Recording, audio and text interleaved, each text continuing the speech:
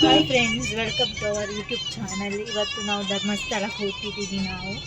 ನಾನು ಇವಾಗ ಅಕ್ಕ ಇಲ್ಲ ಈ ಕಾರಲ್ಲೀಗ ನನ್ನ ಅಮ್ಮ ಇದ್ದಾರೆ ನೋಡಿ, ಆ್ಯಂಡ್ ಮೈ ಡ್ಯಾಡಿ ಕೂಡ ಇದ್ದಾರೆ.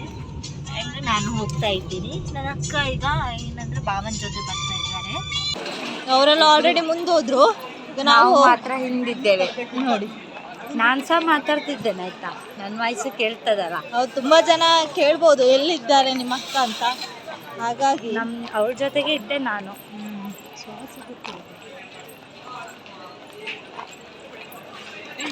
ಚಪ್ಪಲಿ ಇರ್ಬೇಕು ಇಲ್ಲಿ ನೋಡಿ, ಇಲ್ಲಿ ಚಪ್ಪಲ್ ಸ್ಟ್ಯಾಂಡ್ ಏನು 60 ರೂಪಾಯಿ ತಗೊಳ್ಳೋರು. ಈಗ ನೋಡು ಎಷ್ಟಂತ.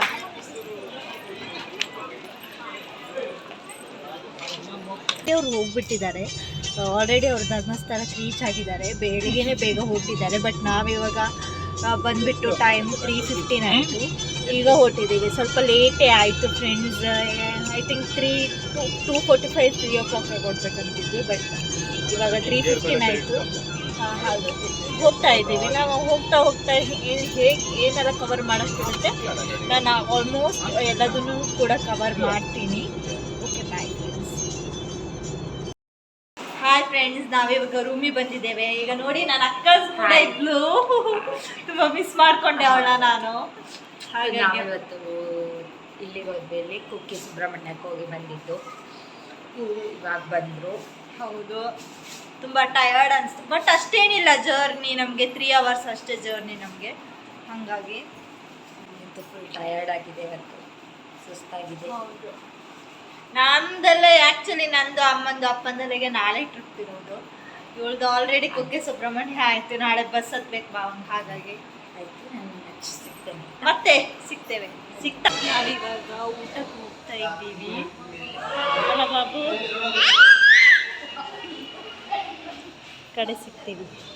ಎಷ್ಟೊಂದು ಜನ ಅಂದರೆ ತುಂಬ ಜನ ಇದ್ದಾರೆ. ನಿಮ್ಗೆ ತೋರಿಸ್ತೀನಿ ನೋಡಿ, ಎಷ್ಟೊಂದು ಜನ ಇದ್ದಾರೆ, ಎಷ್ಟೊಂದು ಗಾಡಿ ನಿಂತಿವೆ. ಅಂದರೆ ಇವತ್ತು ತುಂಬ ಜನ, ಏನಕ್ಕಂದರೆ ಈಗ ಕ್ರಿಸ್ಮಸ್ ರಜೆ ಬಂದಿದೆ, ಮತ್ತು ಮಕ್ಕಳಿಗೆಲ್ಲ ರಜೆ ಕೊಟ್ಟಿದ್ದಾರೆ ಸ್ಕೂಲಿಗೆಲ್ಲ. ಹಾಗಾಗಿ ನೀವು ನೋಡ್ತಾ ಇದ್ದೀರಲ್ಲ ಎಷ್ಟೊಂದು ಜನ ಇದ್ದಾರೆ. ಮತ್ತು ಎಷ್ಟೊಂದು ಜನ ಇಷ್ಟು ರಾತ್ರಿ ಆದರೂ ದೇವಸ್ಥಾನಕ್ಕೆ ಬಂದಿದ್ದಾರೆ ಅಂತ ಹೇಳಿ.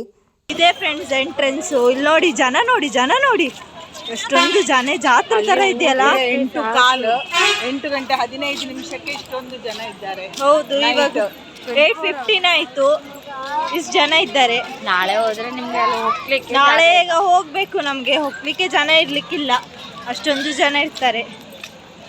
ಹಿಂಗಾಗಿ ಅಲ್ಕ ಹೊಸ ವರ್ಷದ ಒಳಗೆ ನಮಗೆ ಈ ದೇವಸ್ಥಾನಕ್ಕೆ ಹೋಗಬೇಕು ಅಂತ ತುಂಬಾ ಆಸೆ ಇಟ್ಕೊಂಡಿದ್ದೆ ನಾನು.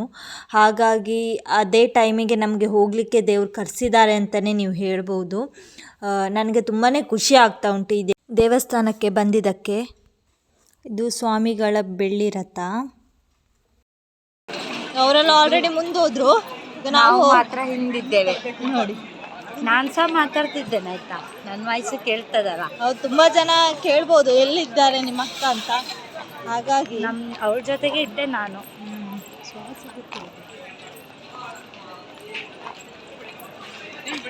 ಚಪ್ಪಲಿ ಇರ್ಬೇಕು ಇಲ್ಲಿ ನೋಡಿ, ಇಲ್ಲಿ ಚಪ್ಪಲ್ ಸ್ಟ್ಯಾಂಡ್ ಏನು 60 ರೂಪಾಯಿ.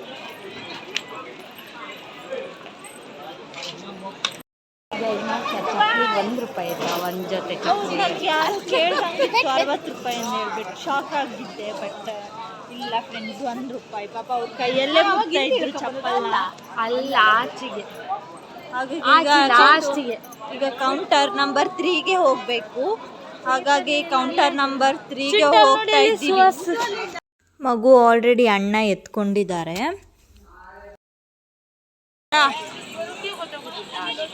ಎಷ್ಟೊಂದು ಜನ ನೋಡಿ ಫ್ರೆಂಡ್ಸ್ ಇಲ್ಲಿ. ನಾನು ಆವಾಗಲೇ ಹೇಳಿದಾಗೆ ತುಂಬ ಜನ ಇದ್ದಾರೆ. ಆ್ಯಂಡ್ ತುಂಬ ಜನ ಆಲ್ರೆಡಿ ಊಟ ಮಾಡ್ಕೊಂಡು ವಾಪಸ್ ಆಲ್ರೆಡಿ ಬರ್ತಾನೆ ಇದ್ದಾರೆ. ನಾವು ಇವಾಗ ಹೋಗ್ತಾ ಇದ್ದೀವಿ. ಏನು ಜಾಸ್ತಿ ಟೈಮ್ ಆಗಿಲ್ಲ. ಐ ಥಿಂಕ್ 8:15 8:20 ಆಗಿದೆ ಅಷ್ಟೇ. ಎಲ್ಲ ಸ್ಟಾಲ್ ಇದೆ. ಕಾಲು ನೋವು. ಗೆಸ್ಟ್ ಹೌಸ್ ಕೂಡ ಇದೆ ಅಂತ ಇರಲ್ಲ. ಇದೆಯಾ ಊಟದ್ದು? ಗೊತ್ತಿಲ್ಲ ಫ್ರೆಂಡ್ಸ್, ಈಗ ನೋಡ್ತೀನಿ ಹೇಳ್ತೀನಿ. ಹೌದು, ಇಲ್ಲೆಲ್ಲ ಊಟಕ್ಕೆ ತುಂಬ ರಶ್ ಇದ್ದಾರೆ. ಹೋಗುವ ಊಟ ಕೂತಿದ್ದ. ಊಟ ಮಾಡಲಿಲ್ಲ, ಇನ್ನು ಹಾಕಲಿಲ್ಲ, ಊಟ ಕೂತಿತ್ತು ಅಷ್ಟೇ. ವೆಯ್ಟ್ ಮಾಡ್ತಾ ತುಂಬ ರಶ್ ಆಯಿತಾ, ನನ್ನ ಮುಖ ಎಲ್ಲ ಕಣೆ ಹೆಂಗಾಗಿತ್ತಂದರೆ ಅಷ್ಟು ಸಹ ಟಯರ್ಡ್ ಫೀಲ್ ಆಗಿತ್ತು. ಸೊ ಕೆಳಗಡೆ ಕೂತಿದ್ದೀಗಲ್ಲ, ಟೇಬಲ್ ಎಲ್ಲ ಇಲ್ಲ. ಮುಂಚೆ ಎಲ್ಲ ಇರ್ತಿತ್ತೇನೋ, ಈಗ ಟೇಬಲ್ ಎಲ್ಲ ಇಲ್ಲ ಆಯಿತಾ.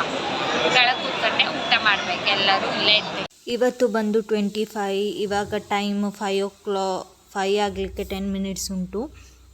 ಇವತ್ತು ಏನು ಪ್ರೋಗ್ರಾಮ್ ಅಂದರೆ ಮಗುವಿಗೆ ಮುಡಿ ಕೊಡುವಂಥದ್ದು. ನಾನು ಹೋಗಲಿಲ್ಲ,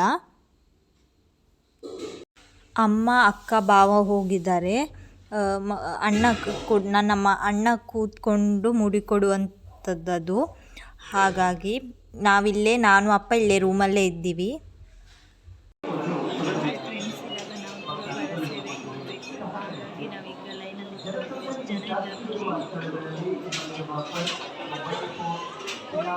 ಅಷ್ಟೊಂದು ಜನ ಇದ್ದಾರೆ, ಆದರೂ ಕೂಡ ಹೋಗಿ ಮತ್ತೆ ತಲೆ ತಗೊಂಡು ಇವಾಗ ನಾವು ತುಲಾಭಾರ ಸೇರಿ ಕೌಂಟರಿಗೆ ಬಿಡಲಿಕ್ಕೆ ಸ್ಟಾರ್ಟ್ ಮಾಡಿದ್ದಾರೆ. ಹಾಗಾಗಿ ನಾವು ಇಲ್ಲಿ ಕೂತ್ಕೊಂಡಿದ್ದೀವಿ. ನಂತರ ಅವರು ಬಿಟ್ಟ ನಂತರ ನಾವು ಅಲ್ಲಿ ಡೈರೆಕ್ಟ್ ತುಲಾಭಾರ ಹೋಗ್ತೇವೆ. ನೋಡಿ, ಇಲ್ಲಿ ನನ್ನ ಅಕ್ಕ ಇದ್ದಾಳೆ ಮತ್ತು ಅಮ್ಮ ಕೂಡ ಇದ್ದಾರೆ. ಇಲ್ಲಿ ನೋಡಿ ದೇವಸ್ಥಾನ, ನಾವು ದೇವರ ದರ್ಶನವನ್ನು ಮುಗಿಸಿ ಹೊರಗೆ ಬಂದು ನಿಂತ್ಕೊಂಡಿದ್ದೀವಿ. ತುಂಬ ಖುಷಿಯಾಯಿತು. ನಾನು ಇದು ಸೆಕೆಂಡ್ ಟೈಮ್ ಬರ್ತಿರೋದು. ನಾನು ಮಗು ಇದ್ದಾಗ ನಾನು ಹೋಗಿದ್ದೆ, ಬಿಟ್ಟರೆ ಅದ್ರ ನಂತರ ನಾನು ದೇವಸ್ಥಾನಗಳಿಗೆ ಹೋಗ್ತಿರ್ಲಿಲ್ಲ, ಈಗಲೂ ಕೂಡ ಹೋಗಲಿಲ್ಲ. ನಾನು ಹೋಗಿದ್ದೀನಿ ಅಂದರೆ ನನಗೆ ತುಂಬಾ ಭಾರಿ ಖುಷಿಯಾಗಿದೆ. ತುಂಬ ಅಂದರೆ ತುಂಬ ಖುಷಿ, ಅದು ಪದಗಳಲ್ಲಿ ಹೇಳಲಿಕ್ಕೆ ನನಗೆ ಆಗ್ತಾಯಿಲ್ಲ. ಇಲ್ಲಿ ನೋಡಿ, ನನ್ನ ಅಕ್ಕನ ಸಾರಿ, ಇದು ಹೊಸ ಸಾರಿ ತುಲಾಭಾರಕ್ಕೋಸ್ಕರ ಹಾಕಿರುವಂಥದ್ದು. ನೋಡಿ, ರೆಡ್ ಕಲರ್ ಡ್ರೆಸ್ ಹಾಕಿದ್ದಾಳೆ.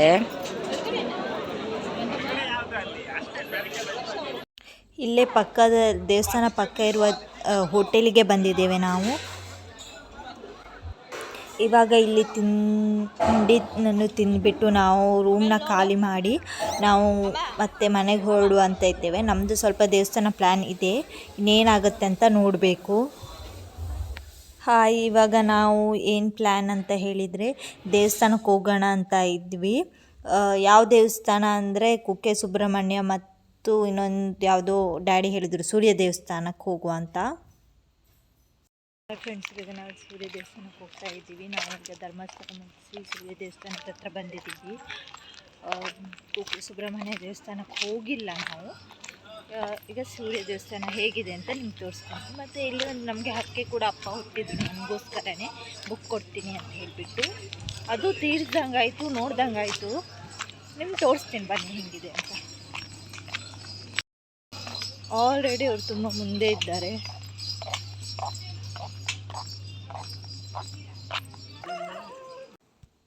ಮಣ್ಣಿನ ಹರಕೆಯ ಕ್ಷೇತ್ರವೆಂದೇ ಪ್ರಸಿದ್ಧವಾದ ಸೂರ್ಯ ಶ್ರೀ ಸದಾಶಿವ ದೇವಸ್ಥಾನವು ಸೂರ್ಯ ಎಂಬ ಹಳ್ಳಿಯಲ್ಲಿರುವ ಕಾರಣ ಇದಕ್ಕೆ ಸೂರ್ಯ ದೇವಸ್ಥಾನವೆಂಬ ಹೆಸರು ಬಂದಿದೆ. ಸೂರ್ಯ ಎಂಬ ಹೆಸರು ಬರಲು ಕಾರಣವಾದ ಒಂದು ದಂತಕಥೆ ಇದೆ.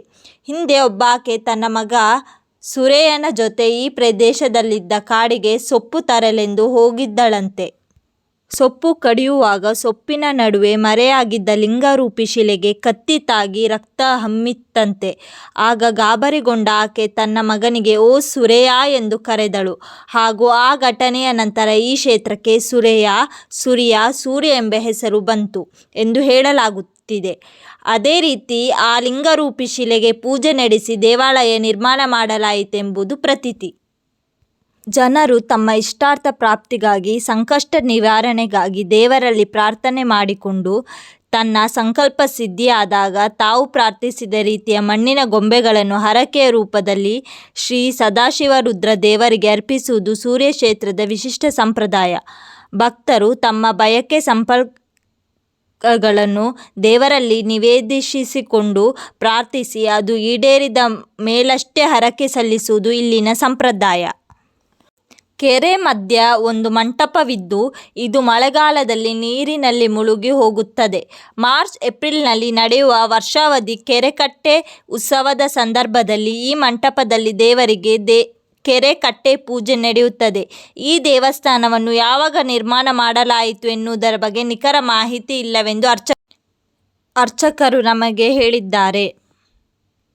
ಹಾಯ್ ಫ್ರೆಂಡ್ಸ್, ನಾವು ಇವಾಗ ರೀಚ್ ಆದ್ವಿ. ಈಗ 2:15 ರೀಚ್ ಆದ್ವಿ.